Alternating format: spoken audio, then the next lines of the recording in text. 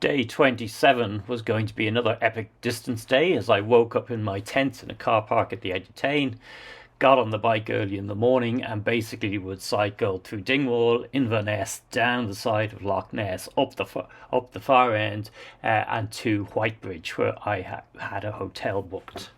Thankfully, I was able to avoid the A9 along all of this route.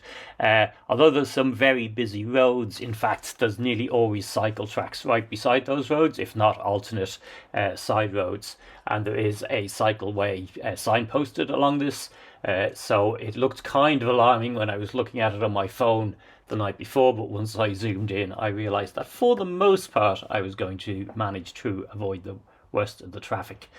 The other positive was the weather had actually picked up quite a lot. It was a nice sunny morning, and although I'd see some rain in the afternoon, I was going to have a bit of a break from the rain that had dominated the last 10 or so days. After a quick stop in Inverness at the supermarket for some breakfast, it was off up the hills again and onto what's a very nice set of side road forested cycle tracks. Now, they're pretty. The only problem is they've got the design flaw of crossing over from one side to another a little bit too often, which is a bit frustrating, but I was quite happy to be on these rather than the road, to be honest, so it was grand. That took me to Dingwall, where I stopped for a late second breakfast. And then this sequence here is interesting, coming out of Dingwall, showing the combination of cycle tracks and crossing busy roads. But that again ends up with you ending on a fairly quiet road.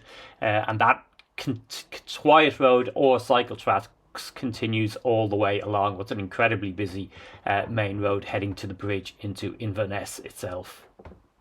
So around lunchtime, I was heading on the last stretch to Inverness and starting to wonder what the bridge was going to look like that I could see on the maps, and that looked substantial enough. And in fact, yeah, I had no idea I was going to be facing this in advance, but it's pretty impressive to cycle over. I would definitely not have wanted to be doing this in the high winds of the previous days. There's basically a bit of a ledge with the railing to stop you falling in the river that runs alongside the main road, but the traffic is going very, very close to you. And the other obvious thing you're thinking as you're crossing, well, what happens if I meet a cyclist coming the other way, because it only exists on one side? And that of course did happen, but actually I was able to cram myself in and allow them to pass before continuing on my journey. Yeah, I was wondering if I was going to lose my baseball cap basically at this point, but I didn't. And actually, as you get to the other end of this bridge, there's quite a nice cycle track that descends from it into an industrial estate, and then you're following the edge of the Inverness up basically until you get to the road running to Loch Ness. And again, you're pretty soon hitting quite nice roads here. The side of the road down Loch Ness itself is not super. I mean, you kind of come out onto the road, and I'm about to do that just here. There are cycleways for quite a long way along it. I skipped one section where you turn off up into the hills purely because I knew I was doing too much distance, so I just stayed on the main road for that. But yeah, you're basically following that down. And as you can see, the rain started catching up with me, but fortunately there's a pub at one end of Loch Ness, so I stopped there for lunch, and by the time I came out it had calmed down a little bit. It's worth pulling in there anyway because there's a beach and some quite nice views up the loch, and of course somebody with a Loch Ness Monster booth. Definitely one of the world's most successful marketing exercises, I would say. There's a road on both sides of Loch Ness. The one I'm following, though, is the much quieter old military road that runs along the south side of it.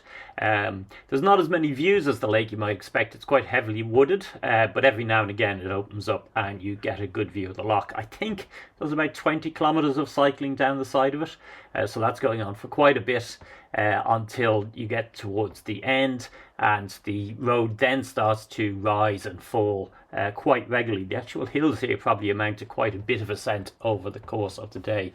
The other thing, of course, about this road is it's single track for a lot of its length, so you're in the dodging the traffic. This section, though, wasn't too bad. You get a sense of it from the couple of cars passing me here.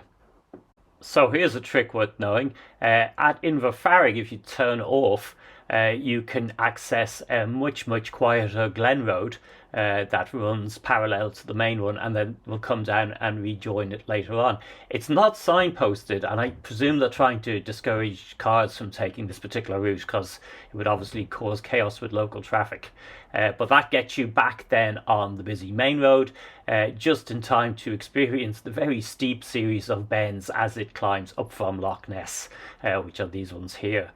So then I was up at the top going through woods, and my phone had no signal, so I realised I wasn't that sure where the hotel was.